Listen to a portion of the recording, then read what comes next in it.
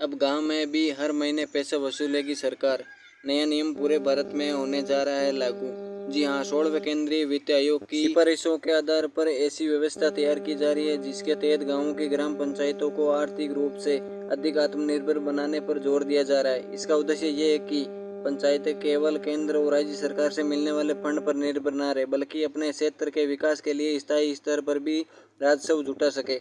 अब तक शहरों में रहने वाले लोग नगर निगम, नगर परिषद या नगर पंचायत को विभिन्न प्रकार के टैक्स देते रहे। इन्हीं पैसों से सड़कें, स्ट्रीट लाइन, सफाई व्यवस्था, पानी की सुविधा और अन्य विकास कार्य किए जाते हैं। अब इसी तरह की व्यवस्था धीरे धीरे ग्रामीण क्षेत्रों में भी लागू की जा रही है, यानी गाँवों में रहने वाले लोगों से भी नियमित रूप से पंचायत विकास के शुल्क लेगी। जानकारी के अनुसार इस व्यवस्था की शुरुआत सबसे पहले राजस्थान में की जा रही है। इसके बाद अन्य राज्य में भी राज्य सरकार अपने अपने स्तर पर इसे लागू करेगी। बिहार समेत कई राज्यों में भी इस दिशा में तैयारी चल रही है। सरकार का मानना है कि अगर ग्राम पंचायतों के पास अपनी आय का स्रोत होगा तो वे स्थानीय ज़रूरतों को बेहतर तरीके से पूरा कर पाएंगी और छोटे छोटे विकास कार्यों के लिए बार बार सरकारी फंड का इंतजार नहीं करना पड़ेगा।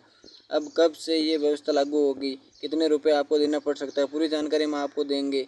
लेकिन उससे पहले आप भी कमेंट में ज़रूर लिखिए कि ये फैसला सरकार का सही है या नहीं, क्योंकि वैसे भी सरकार पहले से इतना टैक्स लेती आई है और अब हर घर से भी सरकार वसूली करेगी। तो क्या ये सही है? आप अपनी राय कमेंट में ज़रूर लिखिए। तो चलिए आगे में रखते हैं। अब देखिए यहाँ पर पैसा वसूली के पीछे जो कारण बताया जा रहा है, अब तक पंचायतों में नल जल योजना, साफ सफाई, स्ट्रीट लाइन, सार्वजनिक सुविधाओं और अन्य विकास कार्यों के लिए केंद्र और राज्य सरकारों से फंड दिया जाता था, लेकिन भविष्य में इन फंडों में कुछ कमी की जा सकती है और पंचायतों को अपनी आय बढ़ाने के लिए स्थायी स्तर पर टैक्स या शुल्क वसूलने का अधिकार दिया जा सकता है। इसी वजह से ग्रामीण क्षेत्रों में भी टैक्स व्यवस्था लागू करने का प्रस्ताव तैयार किया गया है। इसी प्रस्ताव के तहत कई प्रकार के शुल्क शामिल है, जैसे शहरों में होल्डिंग टैक्स, सफाई शुल्क, पानी का शुल्क और अन्य स्थानीय टैक्स लिए जाते हैं। इसी तरह गाँव में भी ऐसी व्यवस्था बनाई जा रही है।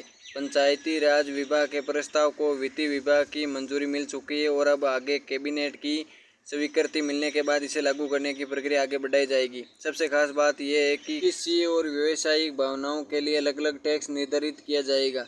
यानी यदि कोई व्यक्ति अपने घर का उपयोग केवल रहने के लिए करता है तो उसे अपेक्षाकृत कम शुल्क लिया जाएगा। यदि किसी भवन का उपयोग दुकान, गोदाम, व्यापार या किसी अन्य व्यावसायिक गतिविधि के लिए किया जाता है तो उस पर अधिक टैक्स लगाया जा सकता है।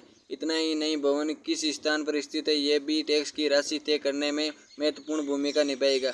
उदाहरण के तौर पर मुख्य सड़क पर बने मकानों, बाजार क्षेत्र में स्थित दुकानों या व्यावसायिक भवनों पर टैक्स अधिक हो सकता है, जबकि गांव के अंदर या दूर स्थित सामान्य मकानों पर अपेक्षाकृत कम शुल्क लगाया जाएगा। यानी टैक्स की राशि हर व्यक्ति के लिए एक जैसी नहीं होगी, बल्कि भवन के उपयोग, स्थान और श्रेणी के आधार पर तय की जाएगी। मीडिया रिपोर्ट के अनुसार शुरुआती स्तर पर औसतन करीब 100 प्रति माह या इसके आसपास शुल्क लेने की बात सामने आ रही है। हालांकि ये राशि हर राज्य, हर पंचायत और भवन की श्रेणी के अनुसार कम या ज्यादा भी हो सकती है, इसलिए सभी लोगों पर एक समान शुल्क लागू होगा ऐसा कहना अभी सही नहीं होगा।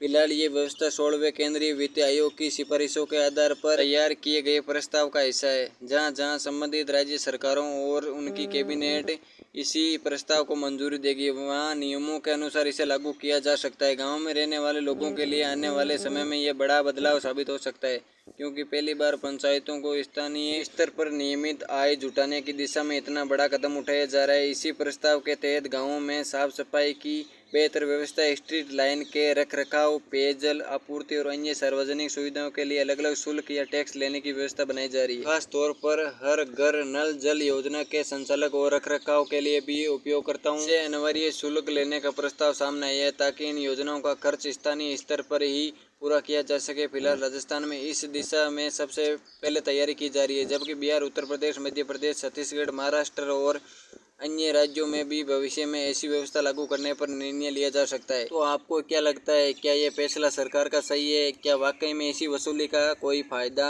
आम आदमी को मिलेगा? अपनी राय कमेंट में ज़रूर लिखें। चैनल पर नए हैं तो चैनल को सब्सक्राइब जरूर कर लें। मैं मिलता हूँ आपसे अगली नई वीडियो में, तब तक के लिए धन्यवाद।